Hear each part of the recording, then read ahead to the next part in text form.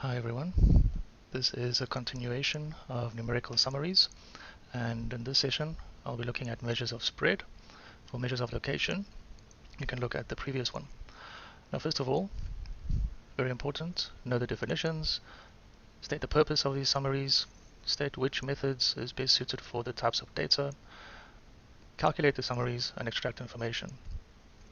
Now just a mention on calculating summaries. Software does the calculations for us.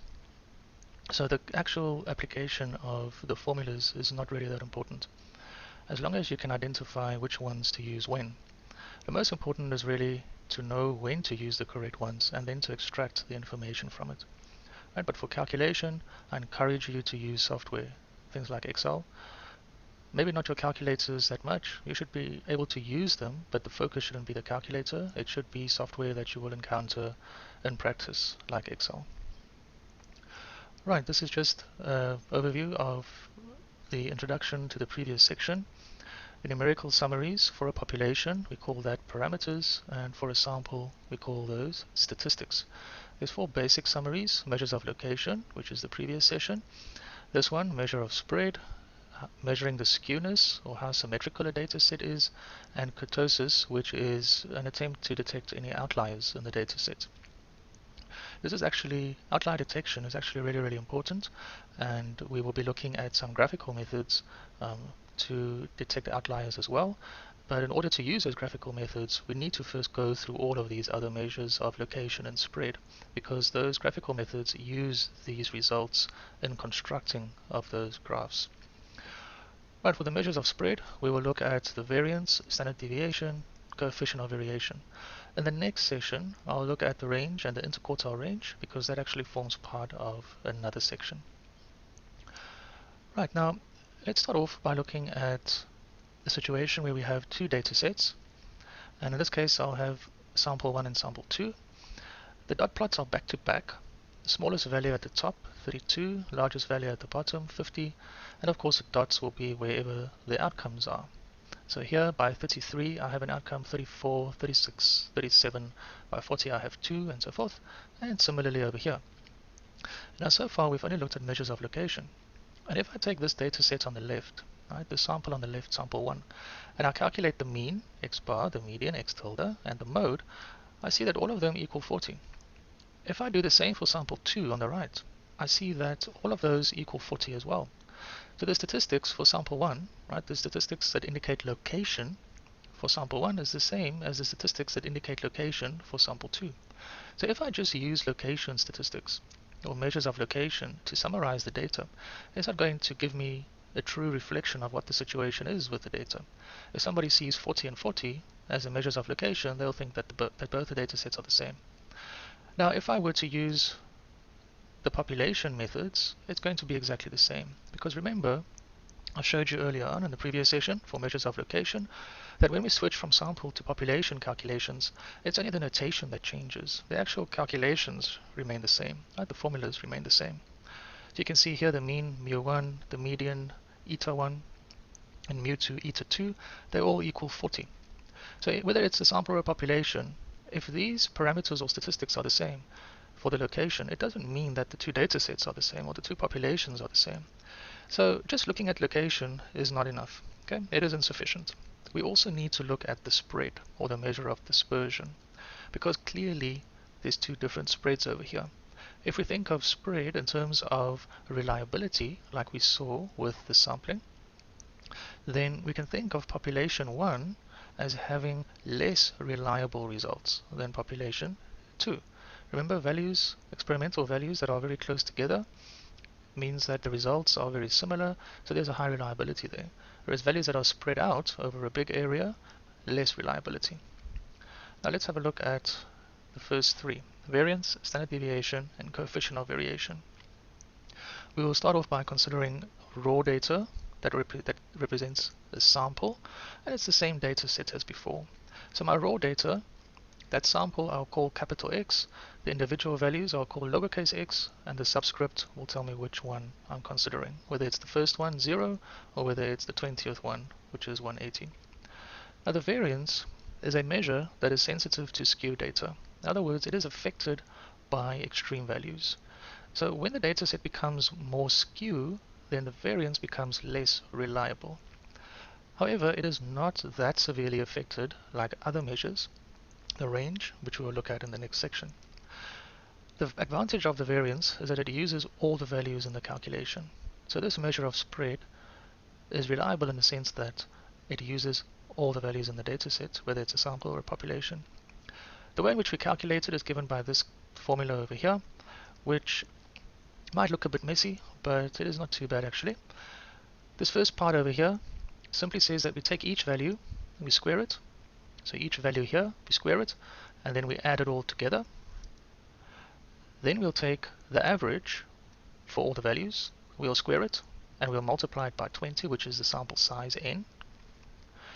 We'll subtract that answer from this one, and we'll divide by 1 over 20 minus 1. So 1 over n minus 1, which is 19. Simplifying that gives us 5,106. Now, if we look at that 5,000, we must keep in mind that it's squared units. So whatever these measurements are, whether they're kilometers, whether they're kilograms, whether they're centimeters, millimeters, it doesn't matter. Over here, I'm squaring it. So that means this answer here will be squared units, which is not very useful to us. Because if we look at the observations themselves, the smallest value is 0, the largest value is 290. It just doesn't sound right when we say that the spread is 5,106. Anybody looking at this and who does not know where this spread is coming from will think, but how does 5,106 represent data that has the smallest value of 0 and a largest of 290? So that is why we prefer the standard deviation. The standard deviation is just the square root of the variance. So we're taking these squared values that we used to get this answer of 5,106, and we're just taking the square root of it. So it's the same units as the original data, which makes it a lot more useful. So now we can say that the spread is 71, which is a lot more realistic if you look at the data that ranges from 0 to 290. But still, how do we interpret this 71.46? We say that it's the spread, but what about the spread? Because we're taking all of these values, right? We're taking this total and we're dividing it by 19. It's almost like an average. So we can say that this is almost like an average. So we can think of the standard deviation as being an average spread. It is the average distance of each value from the mean. Okay, so it's like an average spread. Not exactly, I'm saying like an average, because we're not dividing by the number of values, which is 20, we're dividing by 19. Right, but now please take note what I said earlier on. I really encourage you to use software to do these calculations. The formulas are really not that important. It is knowing when to use them and how to interpret the results. So that's why I'm stressing things like 71 you can think of like an average spread, and it's the standard deviation. It has the same units as the original data, and it is more useful than the variance. You will see its use when we get to the next section and we look at the empirical rule. Right, the last one is the coefficient of variation. Now the coefficient of variation is unit free. In other words, it doesn't matter what the data is measured in, kilograms, grams, meters, centimeters. It is irrelevant. The coefficient of variation doesn't have those units because it is a percentage. Right, and what makes the coefficient of variation ideal is that it's good for comparing between data sets. And there will be a separate example where I illustrate this comparison in a little bit more detail. And the coefficient of variation is simply the standard deviation divided by the mean expressed as a percentage. So it'll be 71.46 divided by 186. As a percentage, it's 38.4. And what that means is that the average spread of the data is approximately 38% of the mean. Okay, the average spread is approximately 38% of the mean. So that also tells us what the situation is with the reliability of the results.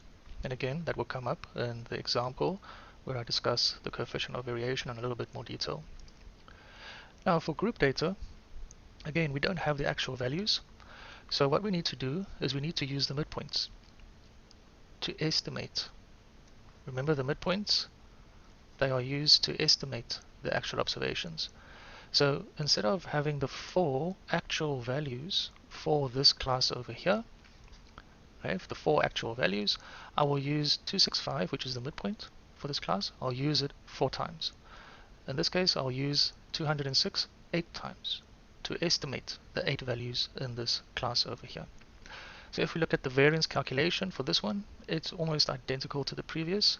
However, we have x squared times the frequency now, and this x will be the midpoints for each class. So previously we had each value, just go back, previously we had each value squared because we had each value individually. Here we don't. We have the midpoints, so we square each midpoint and we multiply it by its frequency to represent, or to estimate rather, the data. And the rest stays the same. We sum the 5 class results, subtract the sample size times the square of the mean, divide by n minus 1, and we get 3,764, which is quite different to the previous one of 5,000, or approximately 5,100. I can't remember the exact value. So because we're estimating now, there's quite a big difference. However, if we look at the standard deviation, then there's not that big a difference because we take the square root of this. Right, now please note that the standard deviation and the coefficient of variation, those formulas remain the same. Because for the standard deviation, it'll just be s equal to the square root of the variance.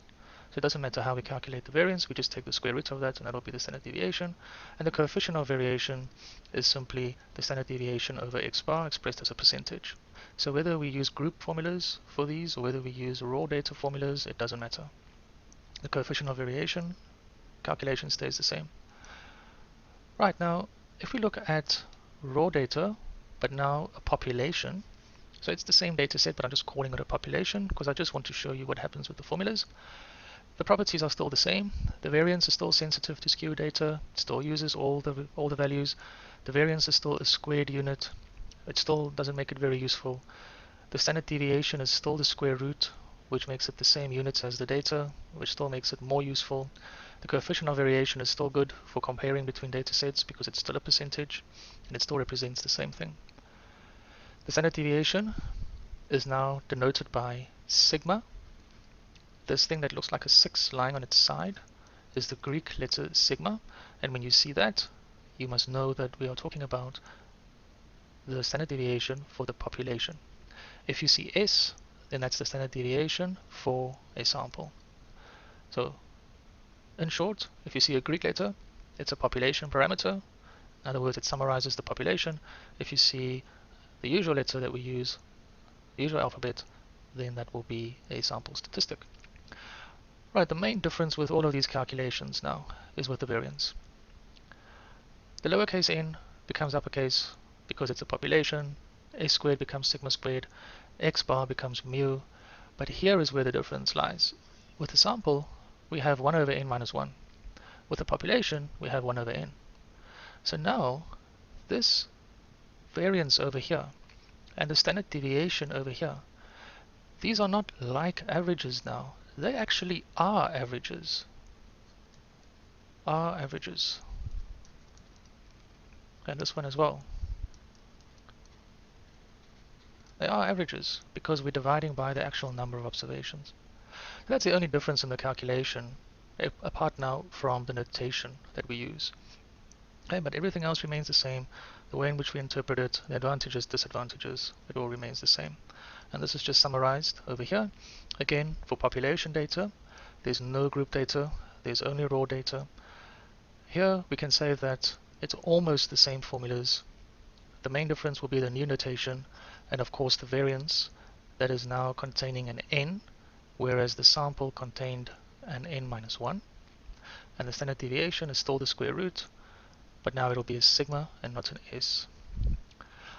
Right, so combining measures of location with measures of spread, we are able to actually say a bit more now about our data sets. If we look at this first one, top left, then the mean for the two are the same.